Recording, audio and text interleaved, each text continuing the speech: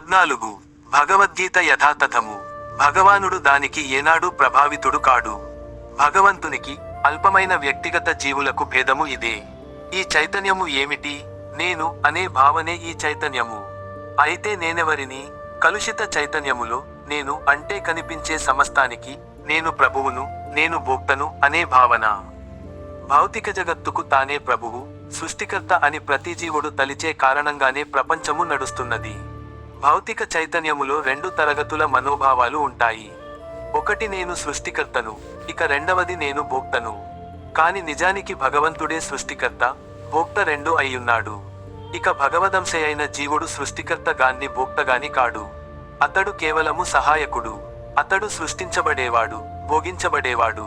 ఉదాహరణకు ఒక యంత్రంలోని భాగము పూర్ణం యంత్రానికి సహాయపడుతుంది. ఒక దేహాంగము పూర్తి దేహానికి దేహ నిర్మాణాన్ని పోషించే ప్రధాన విషయము. అందుకే ప్రతిదీ కడుపు ఇవ్వబడుతుంది. చెట్టు మూలానికి నీరు పోయడం ద్వారా మనిషి ఆ చెట్టును పోషిస్తాడు. కడుపుకు భోజనం పెట్టడము ద్వారా దేహాన్ని పోషిస్తాడు. కనుక దేహము ఆరోగ్యంగా ఉండాలంటే కడుపుకు భోజనం పెట్టడంలో దేహాంగాలన్నీ సహకరించాలి. అదేవిధంగా భగవంతుడే భోక్త, సృష్టికర్త. ఆధీన జీవులుగా మనము అతనిని సంతృప్తిపరచడానికి సహకరించాలి. కడుపు తిన్నట్టి ఆహారము దేహాంగాలన్నింటికీ సహాయకారకమైనట్లుగా ఈ సహకారము నిజానికి మనకు తోడ్పడుతుంది. చేతివేళ్లు ఆహారాన్ని కడుపుకు ఇచ్చే బదులుగా తామే తీసుకుందామని తలిస్తే భంగపడతాయి. సృష్టికి, భోగానికి మూల వ్యక్తి భగవంతుడే. జీవులు కేవలము సహాయకులు. సహకారము ద్వారా ఆనందిస్తారు. ఆ సంబంధము యజమాని, సేవకుని సంబంధము వంటిది.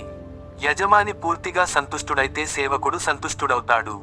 అదేవిధంగా సృష్టికర్తగా అయ్యే భావన, భౌతిక జగత్తును భోగించే భావన సహాయపడుతుంది. చేతులు, కళ్ళు మొదలైనవన్నీ దేహాంగాలు, రెండు కాని అవి నిజానికి భోక్తలు కావు. కడుపే భోక్త. కాళ్ళు కదులుతాయి, చేతులు ఆహారము అందిస్తాయి, పళ్ళు నములుతాయి. ఈ రకంగా దేహాంగ